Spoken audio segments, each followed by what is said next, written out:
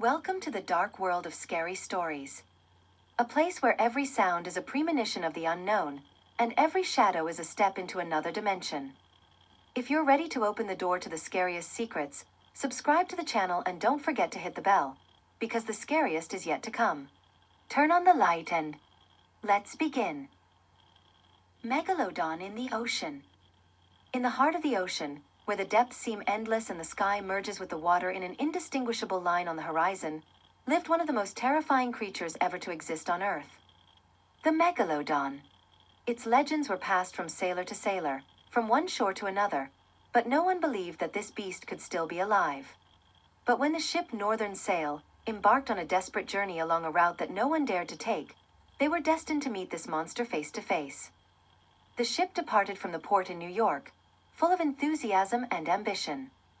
Many on board were confident that this would be just another voyage that would bring countless opportunities and rewards. But even the captain, the experienced sailor Jonathan Crink, had no idea that they would sail through waters that concealed fears and horrors from the depths of the ocean. Only a few days at sea, when the hazy sky turned grim and the ocean quietly rumbled, did the first signs of trouble appear. Suddenly, a massive silhouette emerged from the ocean. At first, it seemed like just a large fishing boat, but as it got closer to the Northern Sail, the true nature of this terror became clear. At first, everyone was silent, watching what was unfolding before them. Enormous teeth, like white cliffs, emerged from the water as the creature swam closer, its outline expanding as the giant predator approached the ship. Crink ordered an immediate maneuver, but it was too late. The ship began to shake as the monster struck it with such force that the ship's wood snapped like a matchstick. The severely damaged part of the ship began to sink into the ocean, and with it, a chain of people screaming as they tried to escape the turbulent waves. It was only a few minutes later, when the sailors began to desperately fight the creature, that they realized it was not just a large shark, but a megalodon, a giant creature that hadn't been seen in the waters for millions of years. Within minutes, the predator repeatedly devoured massive chunks of the ship, splintering the wood like it was fragile nails. The ship sank into the sea, torn apart into pieces. Day turned to night, but the darkness only made the ocean even more mysterious and terrifying. The surviving sailors, a few dozen people, found themselves on the shipwreck's remains, drifting in the ocean. Among them was Captain Crink, who clung to a life raft, but was exhausted and terrified beyond belief. He could hardly believe he had survived such a nightmare, but even greater fear lay ahead. Those who remained began to realize that the Megalodon was not just devouring everything in its path, but hunting, watching its prey. They could hear its approach in the depths, feel its shadow moving under the water. The water grew colder, and their attempts to find land were futile. Each wave strike, every raft tilting, every sound that seemed like an echo just before their death, reminded them that the Megalodon was still there. And they began to remember all the old stories. How it once, in ancient times, destroyed entire fleets, how travelers and fishermen who never returned from distant ocean routes were claimed, and how anyone who tried to catch it never returned from those waters. And now, they realized that they had become part of this terrifying tale. But nothing could have been more frightening than what happened the next night. Crink's gaze, studying the ocean, could hardly believe what he saw, a gigantic force emerging from the darkness, moving toward them like a terrifying storm. The Megalodon had returned. In the darkness, all that could be heard was the sound of massive fins touching the water, and the desperate cries of people. For a moment, everything froze, when the monster again tore through the ship's remains. Only a few survived, those who could withstand the very edge of certain death. But nothing could take their eyes off what would haunt them for a long time in their nightmares, the Megalodon. And so continued their battle for survival in the depths of the ocean, where there is neither escape nor salvation. They became part of a new legend about how the Megalodon awakens to hunt what remains alive.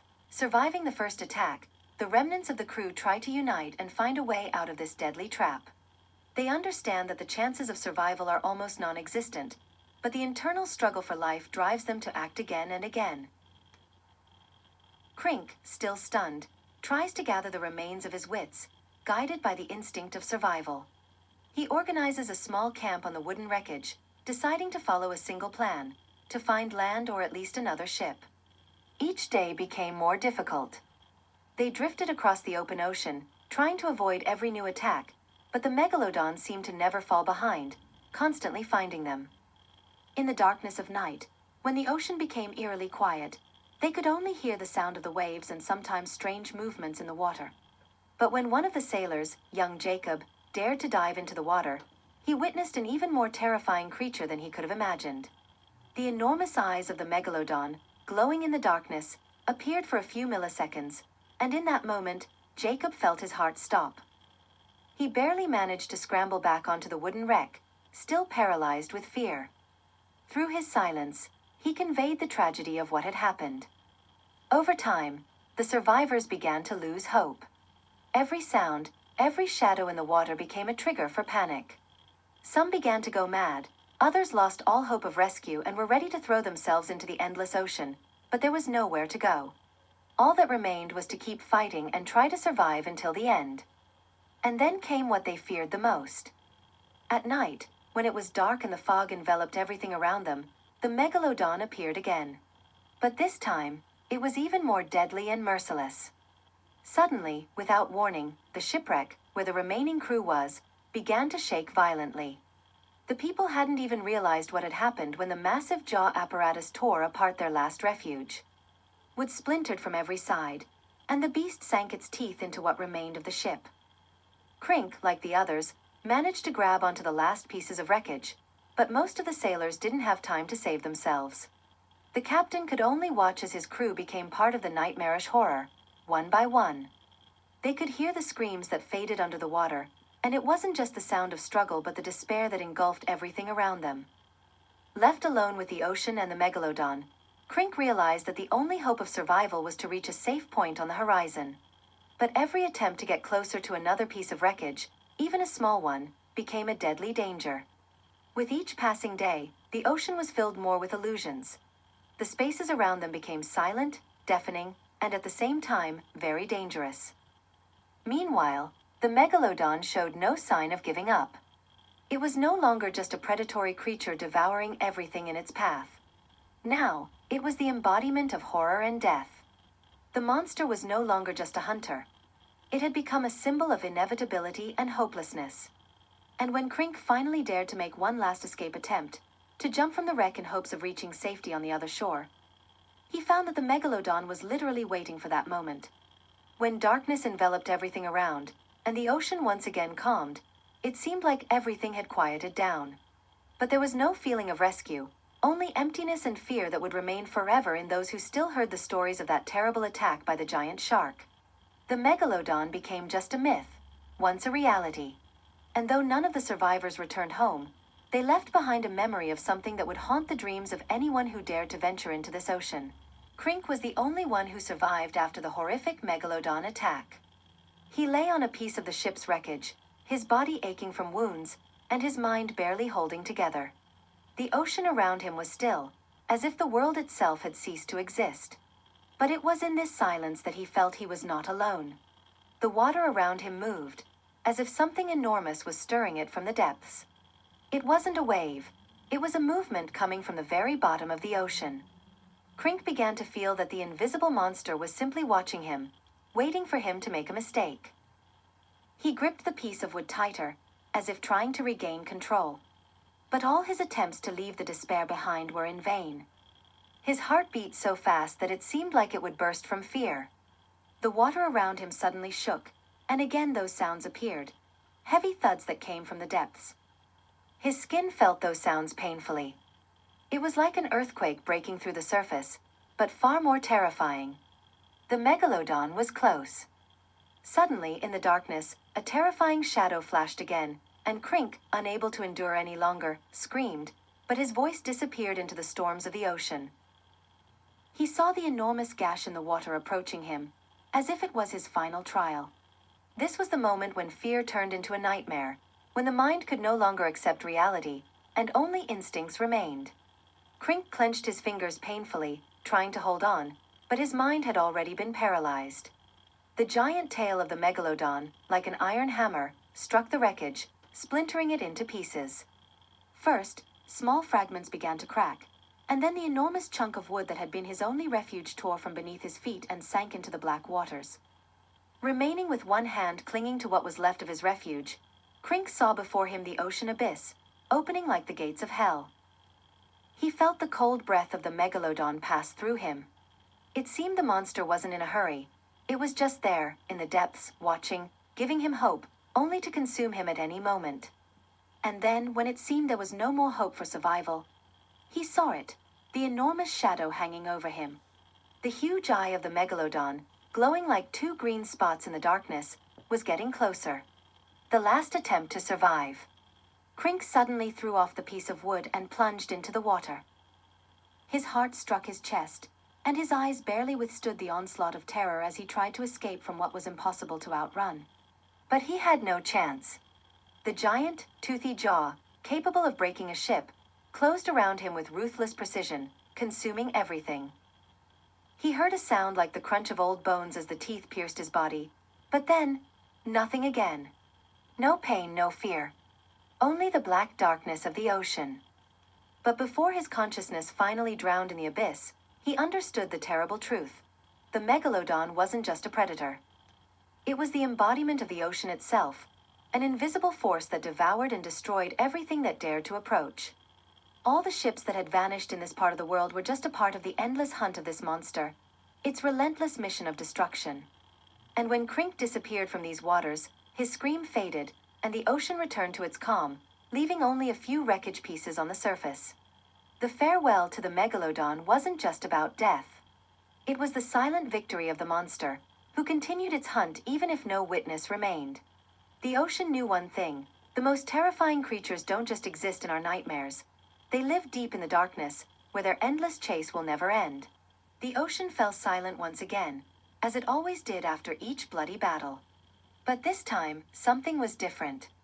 The darkness of the depths was even deeper, and the water around them was eerily quieter than usual. Something had changed. The Megalodon had left its deadly shadow over these waters, and although Crink had died, the story was far from over. The ocean seemed to follow its own laws. No traveler had the right to tell what had truly happened here. Anyone who entered these waters became part of a new nightmare. A few weeks after the last witness disappeared, a new ship set out, Asteria, commanded by the young Captain Simon Webster, who had never heard any stories about the Megalodon. He was an experienced sailor with plans for new lands, and all he knew was that the ocean had always been his friend. But Asteria had no chance. On the way to the southern islands, the ship encountered the first sign of danger when one of the crew members, an experienced fisherman named Thomas, vanished overnight. The fog that suddenly closed off the horizon was the first signal that they had entered the same place where there was nothing but darkness and fear. Captain Webster tried to leave it behind, hoping it was just a coincidence, but with each passing day, the ocean seemed increasingly hostile. Dead fish and strange debris fell off the ship, as if invisible hands were drawing all life from these waters. And then, when the crew began to get nervous by evening, they heard something that could never be forgotten. A terrible rumble from the depths, echoing throughout the ship. Webster ordered everyone to stay calm, but at that moment, one of the sailors standing at the bow saw it, a shadow emerging from the water like a monster from nightmares. A huge, unimaginably large body with gleaming teeth reflecting the moonlight. The Megalodon. It had returned, and this time, it was closer. Asteria began to shake, and Webster felt his heart tighten. Everyone aboard went silent. The molecules of air were tense, and he knew that in the next moment, the ocean would engulf them. But they couldn't turn back. The Megalodon was already near, and the ship was its next victim. The ship cracked under the blows, like an old, sick horse. Enormous waves, rising from the ocean's darkness, completely destroyed its hull. The Megalodon had its own goal: to destroy anything that dared to approach its waters. Meanwhile, the crew tried to save themselves, launching lifeboats, but every time they jumped into the boats, they saw only the ocean's darkness. And each of them felt the growing realization that this wasn't just death. It was a curse. This wasn't just a shark, it was a demon living in the endless depths, and even death couldn't free them from this horror. And then, as the remains of Asteria began to sink, and several sailors had already been swallowed by the terrifying waves, Webster stood at the edge. He understood that he wouldn't survive. But the only thing left to him was the realization: this wasn't just a monster. It was the infernal motion of the ocean, its eternal thirst for blood. Webster saw the monster approaching the last remnants of the ship, and when he was ready to leave this world, there was no longer any hope in his heart. The ocean remained only with death and relentless darkness. The Megalodon had consumed them all. The ocean, which devours everything in its path, left nothing but shadows hiding in the dark depths. And again, silence came. The silence that cannot be understood until you see it with your own eyes. The silence of the ocean, which never forgets. The Megalodon, this monster from the depths, left behind only a legend. And who knows how many more ships will enter its waters, leaving their names in the sea's shadow, so it can continue its hunt for those who dare to sail too far. And so, as darkness once again envelopes you, we say goodbye, but not for long. Remember, the night is never truly safe. Subscribe so you don't miss the new horrors, and come back when it's time for new nightmares.